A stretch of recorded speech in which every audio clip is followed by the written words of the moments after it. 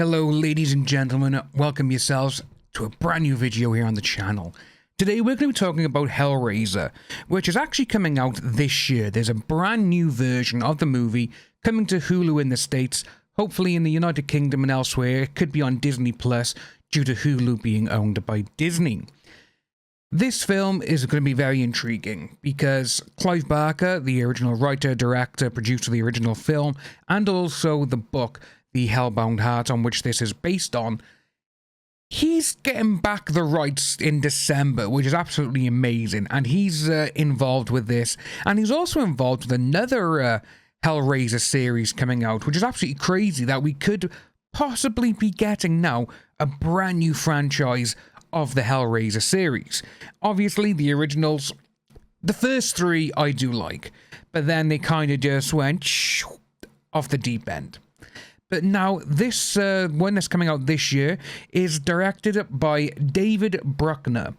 David Bruckner is the one who directed the amazing horror film that came out last year, The Night House, starring Rebecca Hall. This film was absolutely incredible.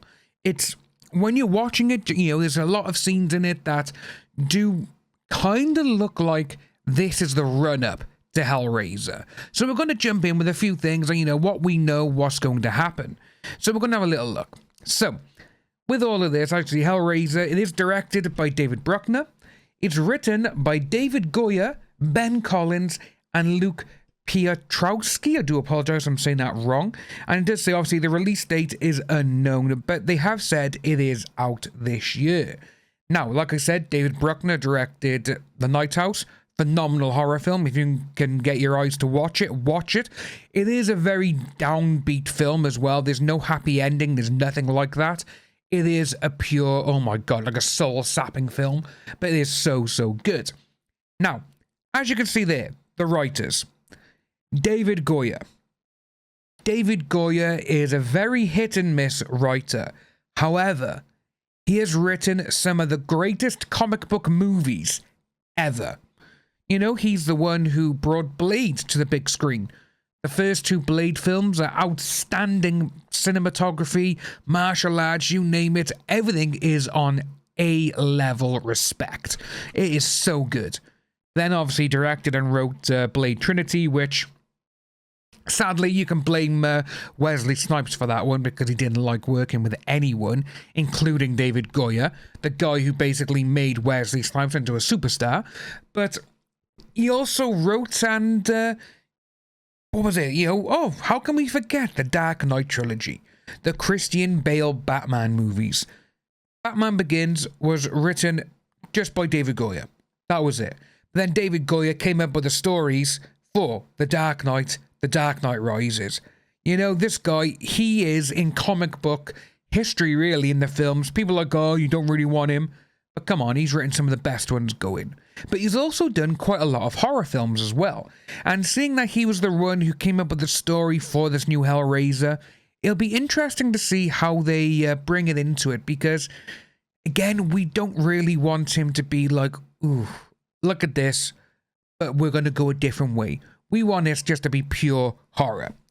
Now, as you can see by there, we do have a female Pinhead. That is because in this film, Pinhead is played by a woman. But if you go back to the original novella of the series, the Hellbound Heart, Pinhead is actually described as feminine. So this is actually going to be more truthful to the book. However, you know, Mr. Bradley from the original Hellraiser series, Doug Bradley, the guy is a living legend. I've met him so many times at conventions here in the UK. He is just amazing, and he loves his fans because to everyone, he is the iconic Pinhead, you know? But as you can see by here, August of last year, SFX magazine, they had a little interview with David Bruckner, and David Bruckner is quoted as, "It is something that we are actively working towards, and it is a joy and a dream for a filmmaker like myself to dive into that world. All I'll say is that we are aiming to be as true as we can to the original material." Like I said, Hellbound Heart for the original novella, That's where they're going for. It'll be interesting to see if they do bring in certain characters that were introduced in the first 2 films, to see if they can bring them into the story, into the fold, so to speak. And seeing how they're going more in line with a female Pinhead, this could be going towards Kirsty Cotton in the original, because in the comic she actually does turn into Pinhead herself. But it's going to be interesting to see how they go. Then we got another one here from October of last year. This one was reported that Jamie Clayton was cast as the new Pinhead, and that filming had already wrapped in Belgrade, which is absolutely, that's just phenomenal to hear, you know, that in August they're like, oh yeah, we're going to try and do this, try and get it fixed. That was in August. 2 months later, the filming had wrapped. So are we looking at like a down and gritty, down and dirty 30 to 45 day shoot? Where if it is, that is going to be one hell of a little, right, we're going to do this. We're going to make it down, gritty, grimy, and it's going to look absolutely terrifying, which I hope so. Jamie Clayton, she also announced via Instagram post when she was being cast for her Pinhead prosthetics, is that Russell FX are the team behind the new look. Now, I really, really hope they don't go and ruin the Pinhead look. I really hope so. Because the original, the one that made Doug Bradley look, that has to be replicated. Again, they could go for a different kind of suit, you know, the S&M leather getup. But as long as they still have the head, Pinhead, literally, that's, you know. But if they go with the original novella, because in the novella it is described, he had nails, like, and on the tip of the nails was jewels and diamonds. If they do that, ooh, that is going to look crisp, and it's going to look so, so good. And with them saying that Russell FX are the people behind the prosthetics, this is Russell FX. Now, there's a few things on here that I can't really show, so I'm going to go over them quickly. But as you can see, we got The Ritual. They were in that film, which is amazing. The Ritual is. You can see a few things there, which I can't really show you. And as you can see, there's a lot of stuff on here. Just click on there. You know, these things are just absolutely amazing. As you can see there, that was done for the Devil's Dolls. And these prosthetic makers, you know, they worked at Studio ADI.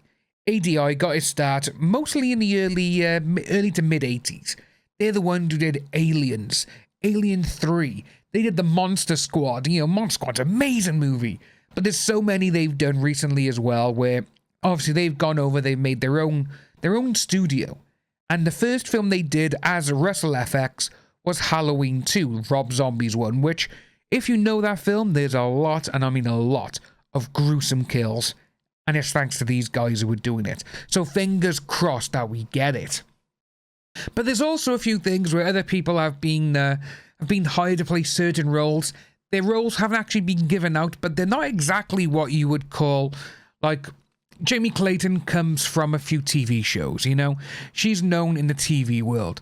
Some of the actors who they hired, not a lot of people even know them, you know? So that's why I haven't mentioned them at this moment. But fingers crossed we do see these guys coming out soon, because I need me a new Hellraiser. If you are new to the channel, please like and subscribe. Hit that notification bell for future updates, and I'll see each and every one of you soon.